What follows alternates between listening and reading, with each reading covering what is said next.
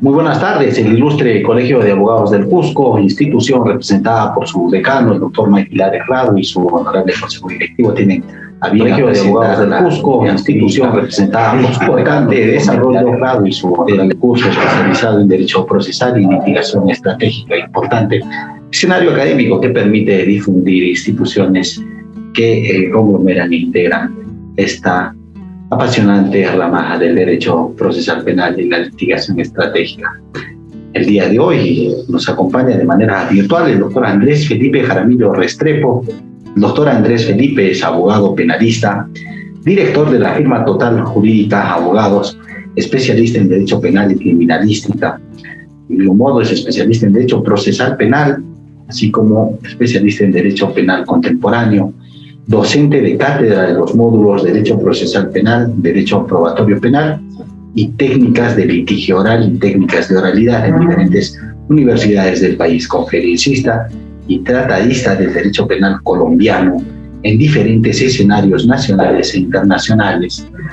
El día de hoy, en este importante curso taller internacional especializado en Derecho Procesal Penal y Litigación Estratégica, el doctor Andrés Felipe Jaramillo Restrepo estará abordando el tema el interrogatorio de testigos, la casa de María Trinidad Enríquez Ladrón de Guevara, escenario y sede institucional del ilustre Colegio de Abogados del Cusco. Le brinda la más cordial de las bienvenidas. Muy buenas tardes, bienvenido, apreciado doctor Andrés Felipe. Muy buenas tardes, mi muy querido y apreciado doctor Alexander Javier Benítez Tito. Gracias por la deferencia que me hace. Me honra y me complace poder acompañarlos en esta tarde del día de hoy y a tan grandiosa audiencia, a todos los seguidores, un cordial y extensivo saludo, por qué no decirlo también, al ilustre Colegio de Abogados del Cusco, a la Junta de Decanos del Colegio de Abogados de Perú, al honorable decano también, extensible este gran saludo para esta invitación que me honra, me complace, me llena de orgullo en este simposio virtual de litigación estratégica en el marco del proceso penal, que es el tema que nos concita o que para el cual fui invitado, que es el interrogatorio a testigos doctorales. Efectivamente, muchas gracias, apreciado doctor Andrés Felipe. El día de hoy, el doctor Andrés Felipe Jaramillo Restrepo estará abordando el tema, el interrogatorio de testigos. Adelante, doctor Andrés Felipe. Bien, les confieso que este es un tema de los que más me apasiona, es un tema álgido, grandioso, y pues bueno, se me han dado 40 minutos para abordar este tema tan interesante. Trataré de ser lo más sintético posible para hacer de esta charla algo ameno, algo sustancioso y muy aprovechado. No sin antes que debo confesarles que cuando el doctor Alex muy gentilmente me hizo esta invitación, yo decía, qué bueno hubiera sido que esta intervención hubiera sido presencial allá en Perú. Yo ya lo conozco al Cusco, conozco a Machu Picchu, conozco Llantaytambo, conozco a Lima, no, eso es fenomenal, grandioso, eso es de lo más lindo que he visto en los viajes que he hecho.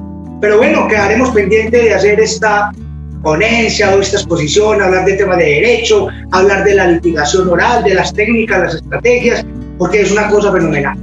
Por ahora nos toca virtual, eso fue lo que nos dejó la pandemia, y pues bueno, debemos comenzar por decir que este tema del interrogatorio a testigos es una situación que hay dos formas de hacerlo.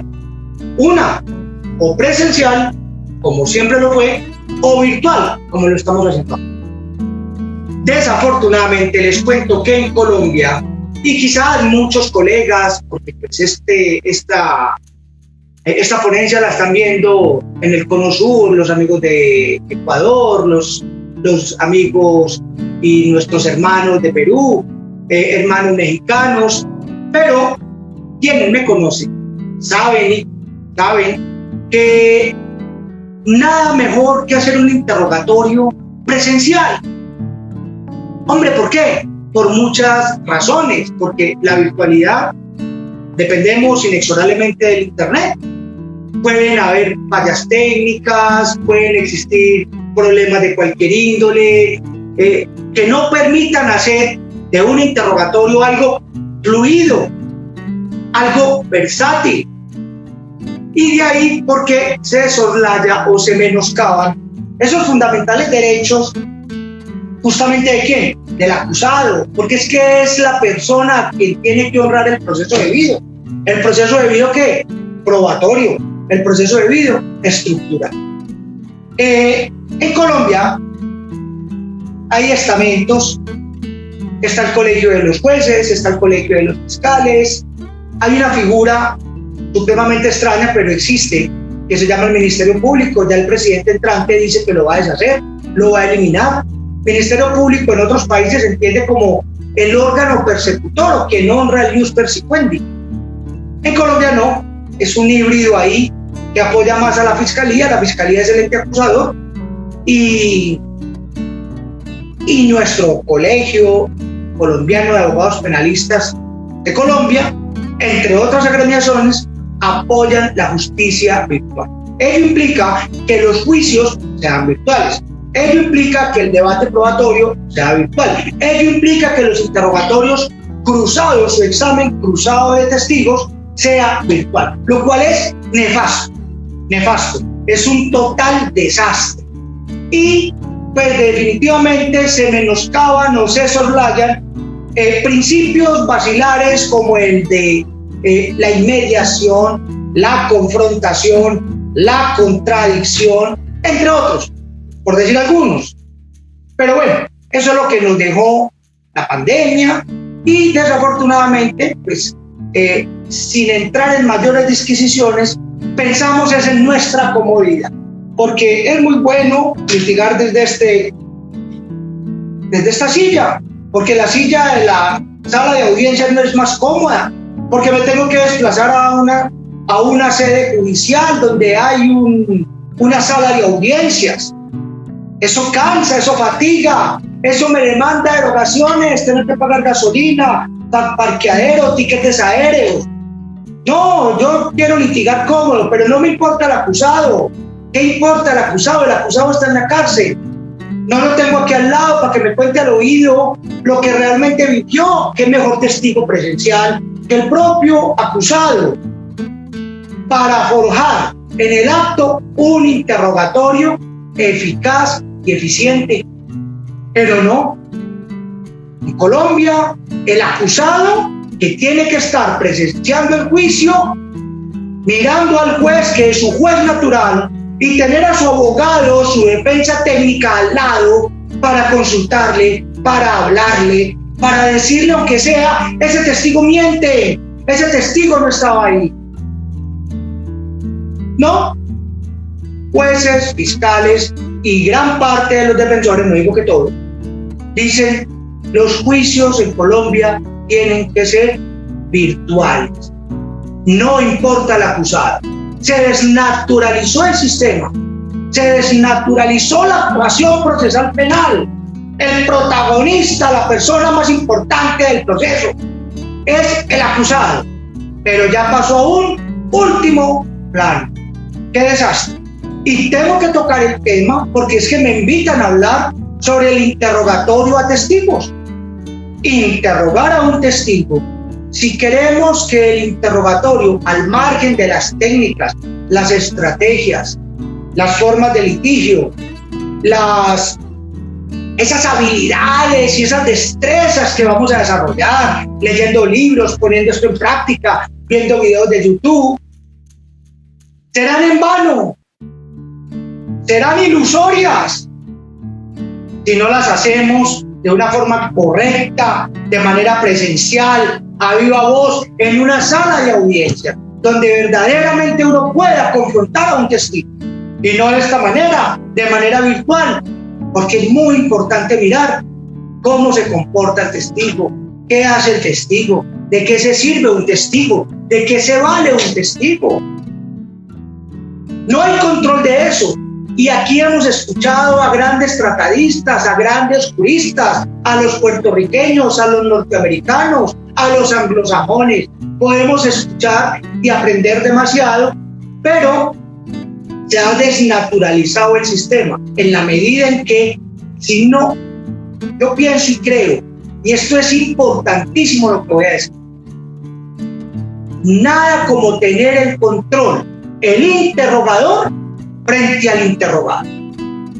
Esa es la esencia de un excelente interrogatorio.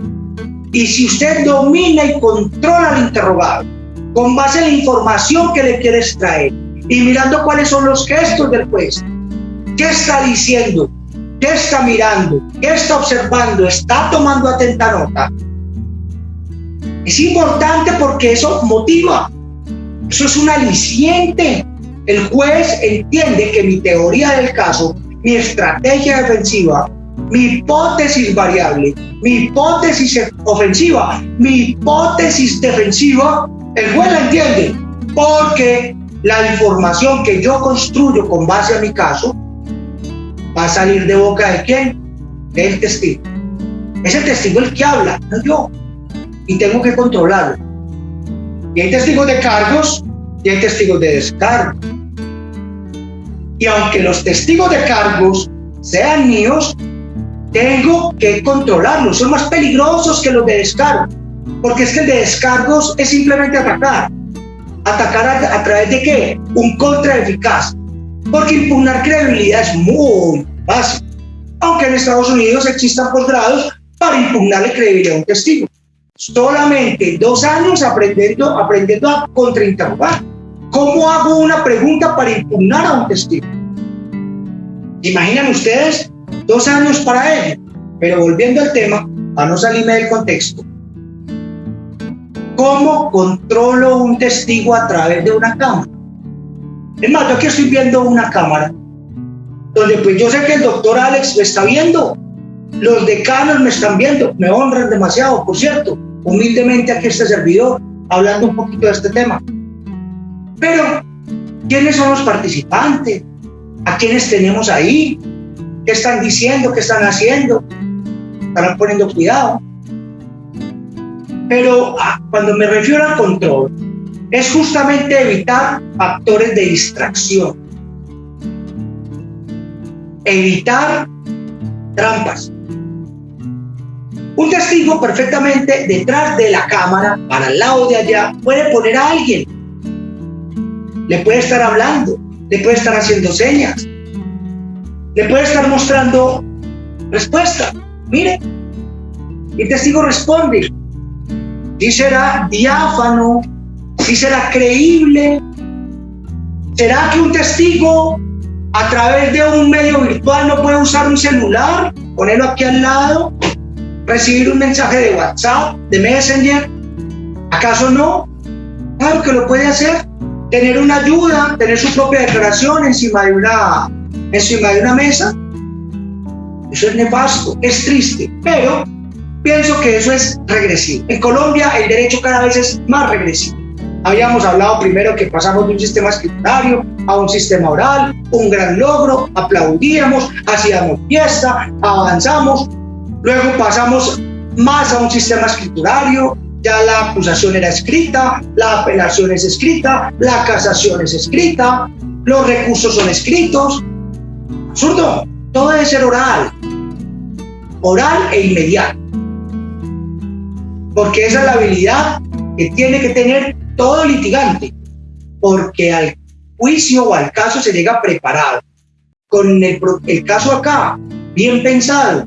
Si acaso cargue el código, cargue la Constitución, pero el caso lo tiene que llevar aquí. Pero bueno, habiendo hecho esta réplica, esta crítica, debemos empezar a hablar, o al menos tomar nota de cuáles son los testigos, al margen de que tengan que ir a una sala de audiencias o de manera virtual, que ya exige per se una exigencia más grande, más compleja, porque yo al testigo ya no lo estoy viendo, si acaso por una cámara. Y entonces es ahí donde tenemos que identificar al testigo. Eso es una regla de oro muy importante saber a quién me van a sentar ahí, porque el interrogador tiene que tener dominio y control en el testigo. Pero pasa y sucede, honorables juristas, honorables litigantes, que el testigo controla al interrogador. El interrogado descompone al interrogado. El interrogado termina haciéndole preguntas al interrogador. Y el interrogador dice, ¿pero qué pasó? ¿Cómo así? Y eso es un problema que definitivamente se tiene que superar, porque para eso hay que tener que dominar el tema y tener una convicción férrea de que quien está dominando el caso, al margen de las intervenciones del juez, es quien interroga. Entonces, ojo, clasifiquemos a los testigos, identifíquenlo antes de empezar el interrogatorio.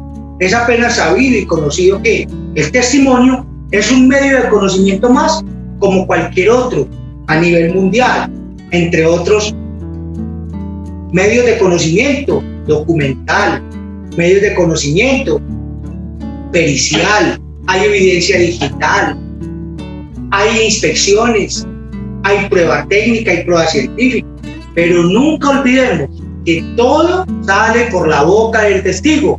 ¿Y para en dónde? En la oreja del juez. La prueba documental tiene que salir de boca del testigo, de ahí hablamos de los testigos de acreditación. Por eso de ahí la importancia. Tengamos entonces cuidado. Ojo, el testimonio es lo más maleable que hay. No es tan certera como la prueba técnica o científica, que puede tener un margen de error. Sí, porque no hay ciencias exactas, no hay verdades absolutas, pero el testigo es maleable, o el testigo es falible. Errar es de humanos y la rememoración del dato es compleja, más con el pasar del tiempo, honrando aquí el principio o aquella alegoría que dice que el tiempo que corre es la verdad que vive. Muy difícilmente un testigo podrá recordar con exactitud que pudo haber pasado. Entre otras, hipotéticamente hablando de un caso, homicidio, se piensa que el testigo presencial, otros que llaman directo, otros que llaman testigo de hecho, un testigo concomitante, por decirlo de otra manera, es un testigo espectacular. Yo pienso que definitivamente esos testigos no son tan buenos, porque es que el testigo, cuando está en presencia de un homicidio, especialmente cuando es de arma de fuego, es el que menos ve. Percibir esa impresión en medio de un susto de esos, yo quiero salvaguardar mi vida, yo me volteo, yo salgo corriendo, muy difícilmente puedo coger detalles, justamente de eso. Pero entonces volvamos, identifiquemos los testigos.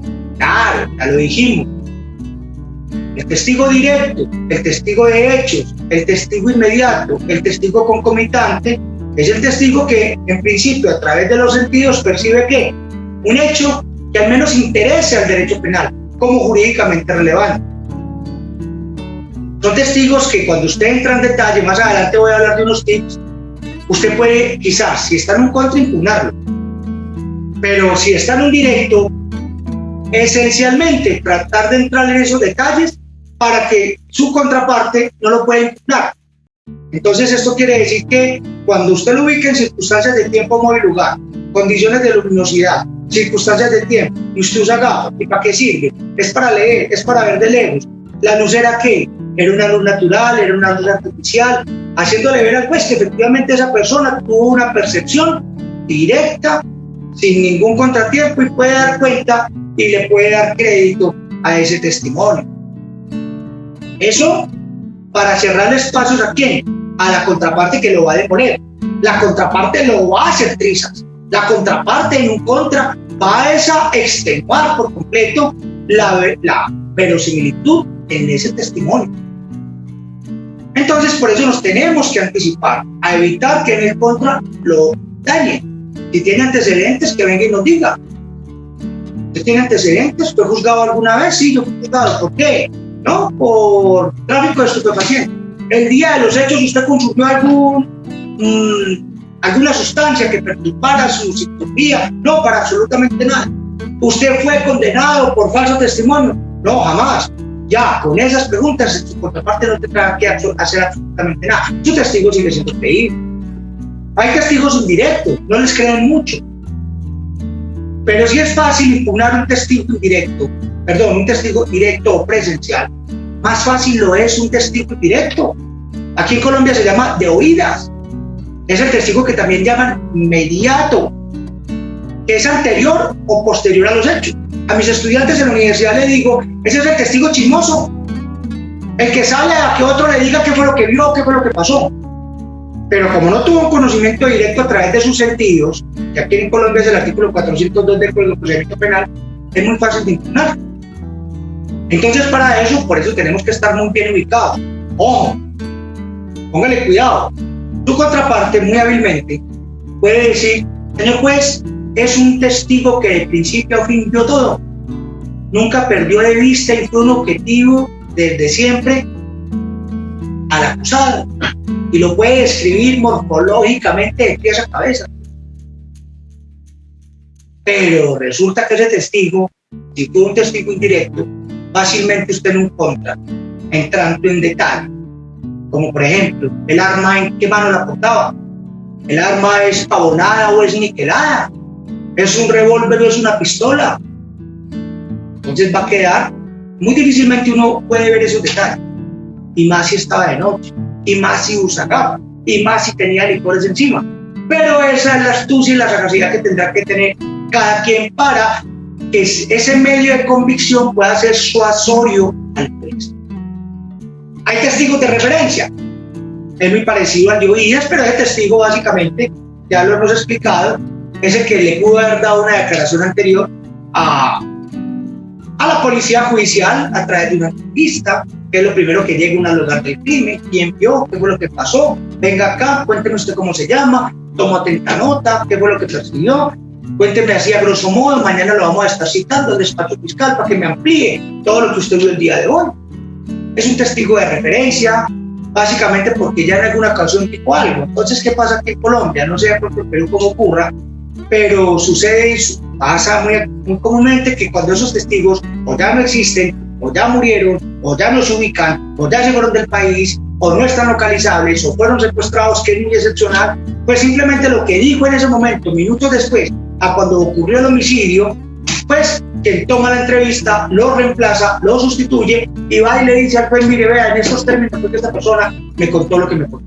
Claro está, valga decirlo que al menos acá en Colombia, con prueba de referencia no puede haber condena. Muy importante. Hay unos testigos de acreditación y alguna vez en un congreso que tuve en México, tuve una discusión muy álgida con nuestros colegas mexicanos porque se cree erradamente, y me sostengo en ello, de que la base de la opinión pericial, es decir, donde condensan, donde sintetizan su hipótesis científica, técnica o tecnológica, donde dicen si el arma es apta para disparar o no, donde nos dicen cuál fue la consecuencia de la muerte del occiso o el optado, si fue consecuencia de un choque hipovolémico, si fue esto o lo otro. Entonces dicen que necesariamente el documento lo tienen que mostrar y el documento lo tienen que practicar en juicio y el documento lo tienen que incorporar al juez como si fuera una prueba documental. Y desde comienzos de nuestro sistema oral acá en Colombia yo siempre dije que para que el testigo de acreditación fuera, al menos hablando de peritos, pues no se requería inexorablemente estar precedida por una base de opinión pericial. Bastaba con que a través de la pertinencia o la trascendencia que se fuera a decretar ese testimonio, pues simplemente se diga, yo vengo a traer este testigo para decir cuáles fueron las causas o consecuencias de la muerte. Pero bueno, ahí está la discusión. Si hablamos de que el documento tiene que ingresar como una situación adjunta o conjunta al testimonio, que es por esencia y antonomasia la prueba en su esencia, el testimonio, pues es inocuo traer el documento. porque es un absurdo que el testigo se presente a leer allá lo que dice en su escrito. No, simplemente aquí se plantea algo y él sustenta su tesis a viva voz en la sala de audiencia. Estos testigos de acreditación importantes, al menos acá en Colombia, lo son los que fungen como peritos, es decir, aquel que es sabedor y conocedor de una ciencia de oficio, sea porque es un profesional, sea porque es un técnico, sea porque es un tecnólogo, sea porque es un empírico, a través de muchos métodos para alcanzar un objetivo, que pueden ser protocolos, procedimientos, métodos, metodologías. Y yo tengo que llegar a un conocimiento de algo. Yo tengo que saber si esto es un bolígrafo, si es un lapicero o si es un trabuco, si esto sirve para disparar. Pero el experto es el único que me puede decir definitivamente qué es esto, al margen de que me describa que es un elemento cilíndrico, que puede medir tantos centímetros, que se compone de dos cosas, que es de color azul, que tiene una parte metálica. No sabemos qué puede decir al respecto frente a una cuestión. Tenemos, ojo, muy importante. Yo quiero hacer un paréntesis acá y por qué soy tan enfático en saber cómo y por qué tengo que identificar a testigos, porque de ello depende inexorablemente cómo aborde el interrogatorio o el contrainterrogatorio, o el redirecto, o el recontrainterrogatorio. Y de ahí porque, en principio, muchos tratadistas, abogados muy prestigiosos, a quienes yo admiro y respeto demasiado, de pronto no puedo compartir algunas cosas, es que están marcando mucho la forma de preguntar. Aquí siempre por lo general dicen, mire, para el directo haga preguntas así, para el contrainterrogatorio haga preguntas así, para el redirecto haga preguntas así, para el contrainterrogatorio o el redirecto haga preguntas así. Cerradas, abiertas, sugestivas, conclusivas, es un absurdo. En definitiva, el interrogador va por la información que tiene el testigo. Si en un contra tiene que utilizar una pregunta abierta y entre otras le favorece, pues hágala. Lo ideal es que sean sugestivas, lo ideal es que sean cerradas. Pero si el testigo me favorece o a mí me conviene, o es un testigo que ya definitivamente favorece mi causa, yo no tengo ningún riesgo, yo no tengo ningún peligro, puedo hacer las preguntas como las quiera hacer. No es lo mismo interrogar a una víctima o a una niña pequeñita a interrogar a un anciano. No es lo mismo interrogar a un policía que interrogar a un perito que tiene un conocimiento muy científico, que solo sabe de medicina, o a un balístico, que es un gas expansivo, que es un nitrito, que es un nitrato, cuáles son los componentes de la pólvora, plomo, bario, antimonio, eso de dónde sale, dónde queda, que es una prueba de microscopía electrónica de barrido, es tantas cosas, es decir, hay formas de preguntar rápidas, pausadas. Entonces, pero para yo saber eso, tengo que saber quién va a estar ahí citado, no a última hora. Y una buena práctica, honorables colegas, honorables litigantes, es que dentro de unos tips para tener en cuenta, y si el tiempo me alcanza se los voy a decir, uno tiene que conocer al juez, no como amigo, o si es hincha de un equipo particular de fútbol o de qué religión sea, no. Pero también como se tiene que conocer al juez, se tiene que conocer al fiscal. Y además de ello, al fiscal es muy importante, días antes o un día antes como mínimo, preguntarle, tenga la amabilidad, o viceversa, porque aquí hay fiscales. El fiscal preguntarle al defensor, tenga la amabilidad y me dice cuántos testigos vienen, cuáles son los nombres de esos testigos y en qué orden los va a entrar a declarar. Eso le va a permitir prepararse, organizar sus ideas, no un cuestionario, jamás lo haga. Es un error graso hacer un cuestionario previo, no lo vaya a hacer jamás, porque el interrogatorio fluye de acuerdo a las preguntas que el testigo dé. Tiene que ser solvente, porque como esto es como un feedback. Lance la pregunta, espere la respuesta, lance la pregunta, espere la respuesta, lance la pregunta. Porque si usted lleva un cuestionario previamente diseñado, nunca lo va a terminar de hacer. ¿Se acordarán de mí? ¿Cuál es su nombre? Y de ahí para abajo, ninguna de esas preguntas le va a salir, porque usted va a perder el contexto. Tampoco escriba. Tome atenta nota y una respuesta efímera, pero esté más atento a la respuesta, al menos en el contra. No escriba porque va a perder tiempo. Tiene que tener capacidad de retención para luego retomar ya en lo que son temas. Porque los interrogatorios se abordan a través de temas, condiciones de luminosidad, capacidad física, tantas cosas. Muy importante. Entonces, identifica al testigo para hacerlo inexorablemente o a través del juez o a su contraparte. Se lo puede preguntar, mire por favor, quiénes vienen. Cuando lo tenga identificado, saque sus declaraciones anteriores, saque sus documentos y ya simplemente empiece a retroalimentar y prepararse para lo que concierne en lo que es el interrogatorio. Voy muy bien de tiempo. Muy bien. Ojo, están los testigos de reconstrucción. Muy importante. Están los testigos de refutación o los testigos de contraste que llaman también. Y es que el testigo de contraste, a no dudarlo, me detendré al menos en este, porque es el que, a ver, digámoslo así, el interrogatorio cruzado o el examen cruzado a testigos es una dinámica linda, porque mientras en un directo habilito, en un contra inhabilito o deshabilito. ¿Qué es deshabilitar? Hacer menos creíble, decirle al juez, no tiene una percepción de los hechos real, o vino a mentir. Pero la dinámica en el contra es impugnar credibilidad, a no dudarlo. Es una verdad de perogrullo. Ustedes aquí conmigo no van a descubrir el agua caliente. Pero, por más esfuerzos que un litigante haga para restarle crédito a quien trata de llevarle un conocimiento a un juez, ¿qué mejor que lo haga otro testigo?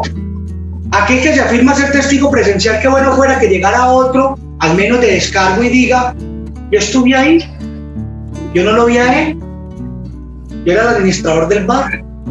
Es más, ese mesero estaba suspendido. A mí me consta que nunca llegó al lugar de los hechos. Fenomenal.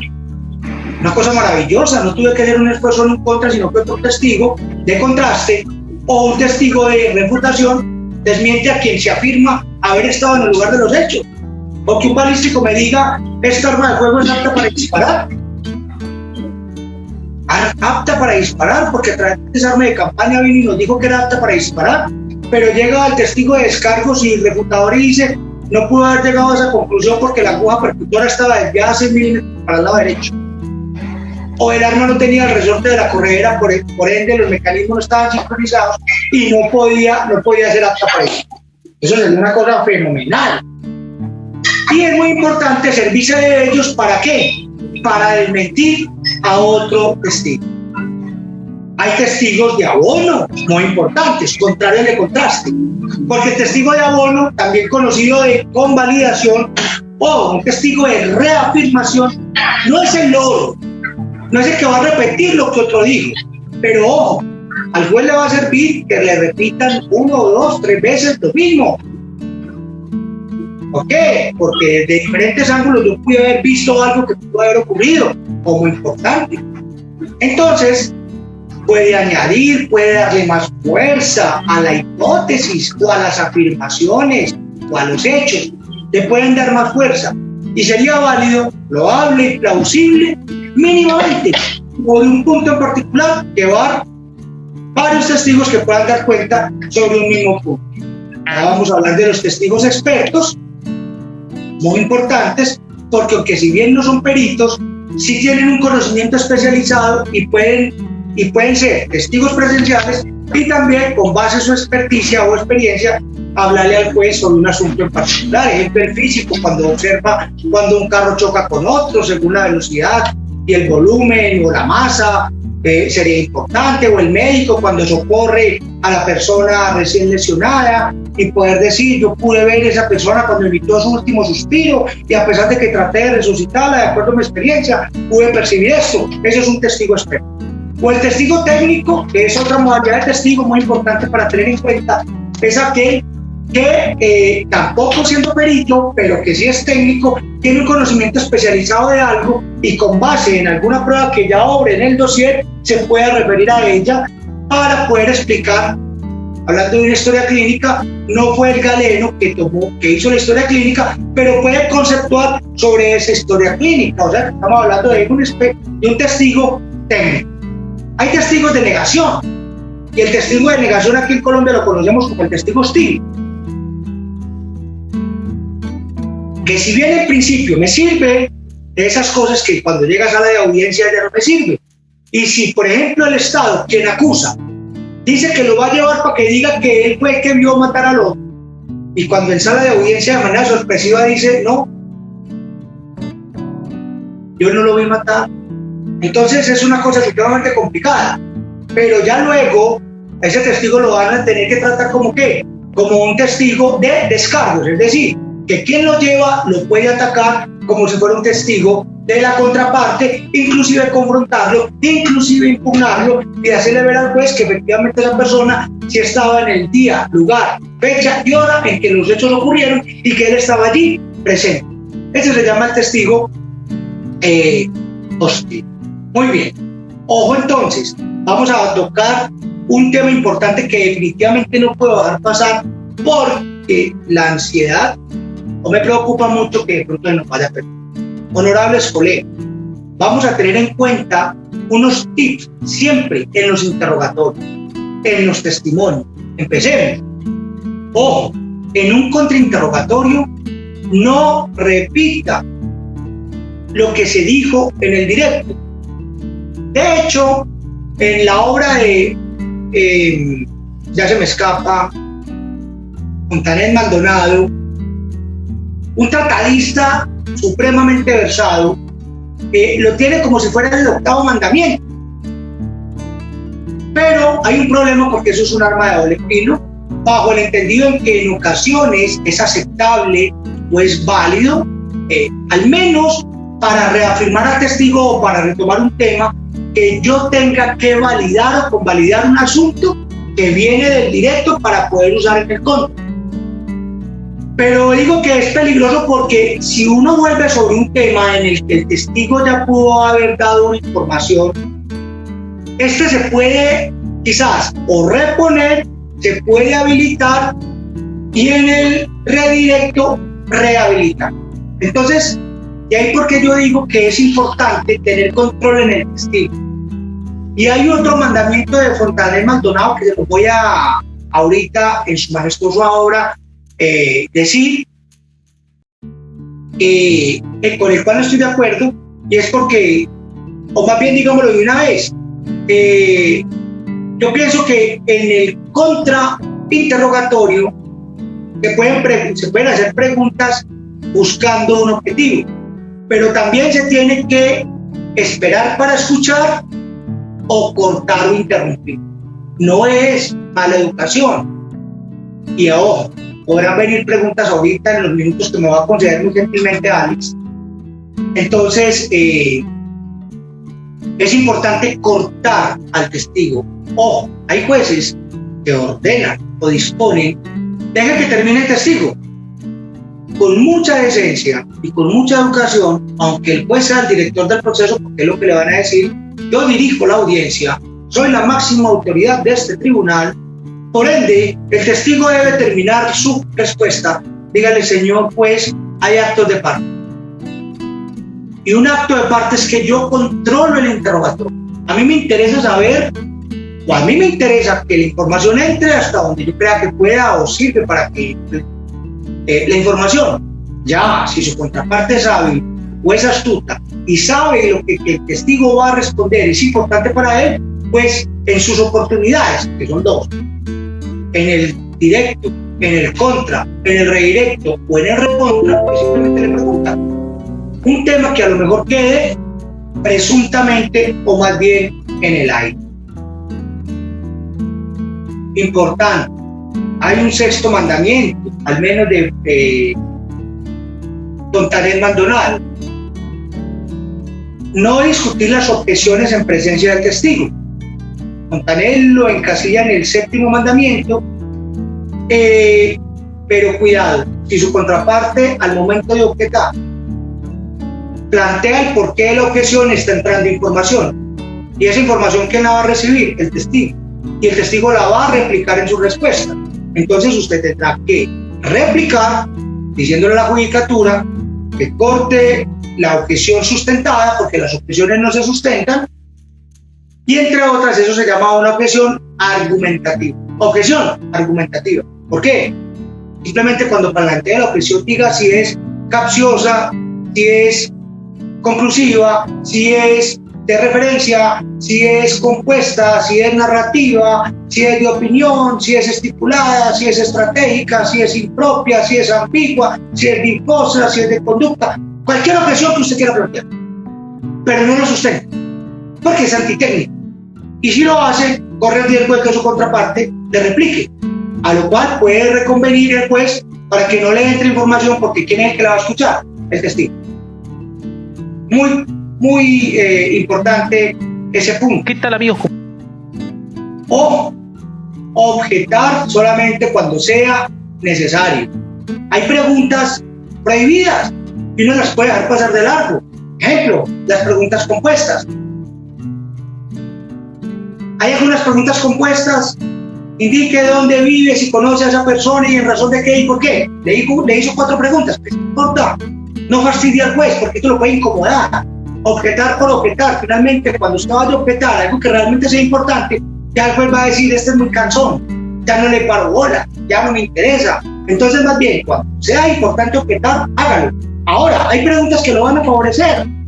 Cuando él haga una pregunta que usted ya de antemano diga: uy, esto me interesa esa respuesta, o sé que me va a favorecer, pues simplemente no la objeto, por más que sea prohibida. Tanto Fontanet Maldonado la tiene enumerada como el mandamiento número 4. Frente a las objeciones hay que actuar rápido, porque si deja pasar la oportunidad, le puede venir al menos objeción, ya el testigo ha respondido, y usted como réplica: señor juez, objeción precluida, y siga con la otra pregunta. No le dé tiempo a su contraparte o al juez de pensar o considerar. Cuando digan objeción, el testigo respondió, por eso a veces es importante hacer preguntas rápidas. Inmediatamente, cuando el testigo en la punta de la lengua tenga la última palabra a su respuesta, usted la tiene que estar conectando con la pregunta subsiguiente. Y será grandioso, muy importante. Ya lo dije ahorita, un tip importante: controlar y cortar al testigo en cualquiera de las facetas de los interrogatorios.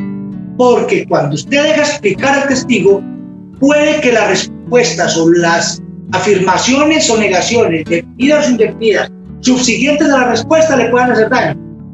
Porque usted tiene claro su caso acá. Sabe qué es lo que le interesa que el juez sepa. Dentro de los elementos estructurales del tipo, los elementos normativos, de acuerdo a su caso, de acuerdo a su teoría, de acuerdo a su estrategia, usted ya sabe qué es lo que le interesa que el testigo vaya a decir.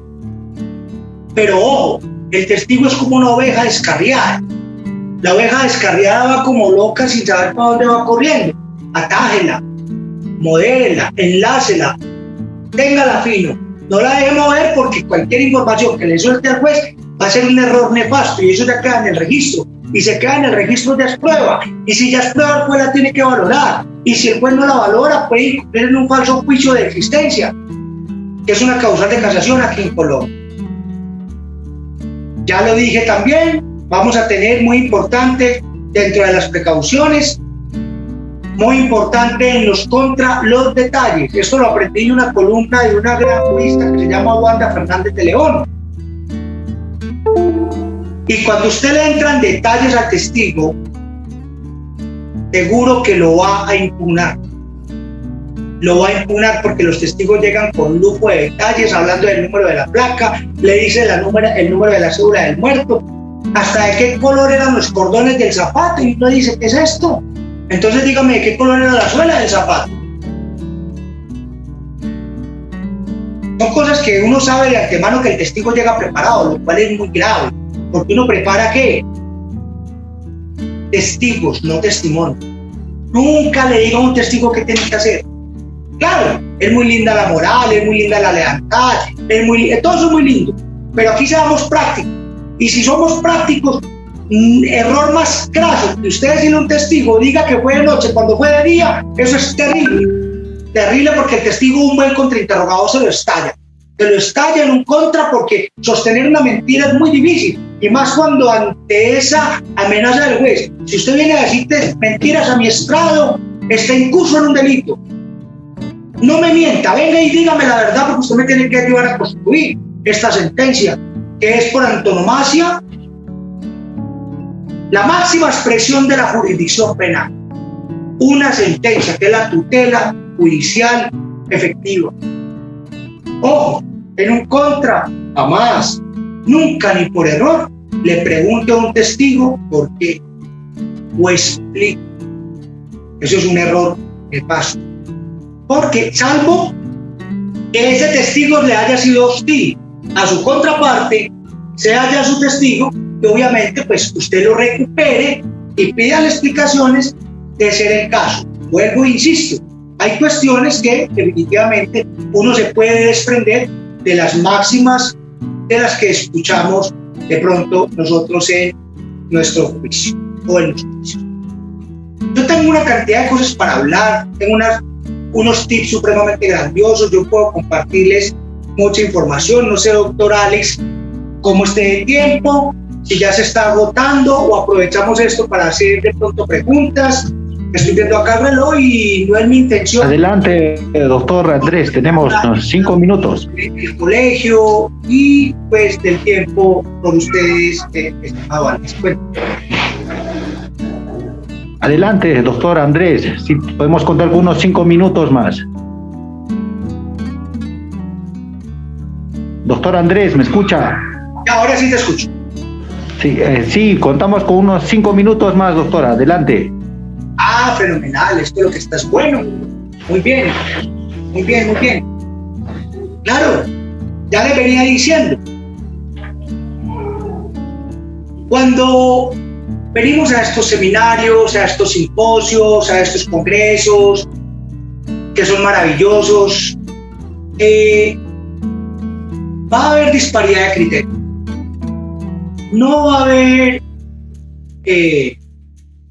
univocidad en muchas cuestiones, pero yo asemejo o asimilo que el interrogatorio al testigo más eficaz o más eficiente definitivamente es aquel que yo logre tratar de obtener del testigo la información que necesito, para lo cual me tendré que valer de toda la astucia, de toda la pericia que se adquiere con experiencia. Sí es importante leer libros, es importante ver videos de YouTube, pero esto definitivamente lo hace las salas de audiencias interrogando a los testigos y poniendo en práctica estas máximas o estas reglas o estos tips. Pero hay cosas que a mí me han enseñado a que quizás debo apartarme de algunos mandamientos, como por ejemplo, ya lo dije, Fontanet Maldonado en su majestuosa obra dice que el quinto mandamiento en el contrainterrogatorio es escuchar la contestación hasta el final del testigo. Eso yo pienso que no es loable, porque por más que usted intente controlar al testigo a través de una pregunta cerrada o una pregunta asertiva o una pregunta sugestiva, esperando un no o un sí, o si acaso un no sé por respuesta, pero el testigo diga, bueno, no, pero yo pienso que no más. Gracias, testigo, muy amable. Permítame, yo sigo con la otra pregunta. Bueno, ya que usted dice no estar en el lugar de los hechos, entonces ya usted hacia otro tema. Pero debe cortarlo sin que esto sea un acto de descortesía. Y en la práctica, la contraparte a veces replica diciendo: señor juez, deje que el testigo responda. No, hágale saber que quien tiene el uso de la palabra, por ser un acto de parte y por tener roles definidos, y quien controla el interrogatorio es quien lo está ejerciendo. Va a ser difícil hacerle entender esa realidad a un juez o a una contraparte, pero convénzalos de que eso es así. El séptimo mandamiento es no permitir que el testigo explique. Es un mandamiento de Fontanés Maldonado. Si yo comparo el mandamiento número 5 con el mandamiento número 7, se contradice mi querido autor. Porque entonces mire cómo hay consecuencias. El 5 con el 7, déjelo que responda, pero no deje que explique. No, va a haber un momento en que hay que cortarlo. Sí o sí, inexorablemente. Hay un punto importante también para tener en cuenta, es que hay que prever los incidentes objetables e inclusive promover las réplicas y defender la pregunta. Nuestras contrapartes pueden hacer mal uso de las objeciones. La objeción es una herramienta muy eficaz, hay que saberla usar. Pero las objeciones estratégicas, esas son aquellas que son infundadas, es decir, no tienen fundamento. Pero lo hago para descontrolar a mi contraparte, porque nada peor que uno lo interrumpan. Cuando uno organiza sus ideas de cara a un tema y hace su mayor esfuerzo concentrado, controlando al testigo, pero empieza mi contraparte: objeción, objeción, objeción. Y entonces digo yo, me descompongo, me salgo de casillas. Nada, tengo que estar fijo, poniéndome atención en el testigo, mirándolo a los ojos y solamente mirando al testigo y al juez, no a mi contraparte. Y si empieza con objeciones que no existen, señor juez, objeción estratégica. Señor juez, objeción infundada. Señor juez, la pregunta no solaya las reglas técnicas del interrogatorio porque la pregunta es pertinente. La pregunta consulta o se correlaciona con los hechos jurídicamente relevantes. Señor juez, es el tema que estamos abordando. Inclusive, seguir con otra pregunta, no permitiendo que la contraparte siga haciendo esas objeciones infundadas porque no buscan más que descomponer a la contraparte. Y es una técnica o es una estrategia que lo que busca es sacar de casillas a su contraparte. De hecho, la puede poner molesta o la puede poner maluca. Importante, saber escuchar y saber hablar.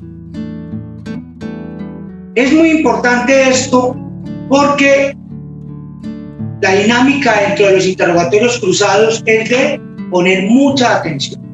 Ni alcanzo uno a escribir. Algún profesor alguna vez decía: las demandas, o los procesos más bien, se ganan con la demanda. Esto es, empezar. Haga una buena demanda. Hile los hechos, hile las pretensiones, busque buenos fundamentos de derecho, buena jurisprudencia, una demanda impecable, bien presentada. ¿Qué tiene el caso ganado? Yo ya no lo veo así. El caso se gana al final, es decir, en el juicio. ¿A través de qué? De contrainterrogatorio. Porque si usted tiene un buen caso, no sabe defender su prueba, no sabe preguntar, no sabe objetar, pierde el caso. Simple, llano, al final, por más buena que tenga la prueba. Si no la sabe cuidar o no la sabe defender. Y entonces, para hacer una demanda hay que saber leer y escribir. Y el profesor me decía: usted no sabe leer y escribir. Y yo me ofendía: ¿cómo no sé leer? Yo soy bachiller. Y yo sé escribir. Respete. Luego me di cuenta que en el litigio hay que saber escuchar y hablar. Y hablar en su momento. Y hablar con celeridad. Y hablar con pertinencia. Hablar con fundamento.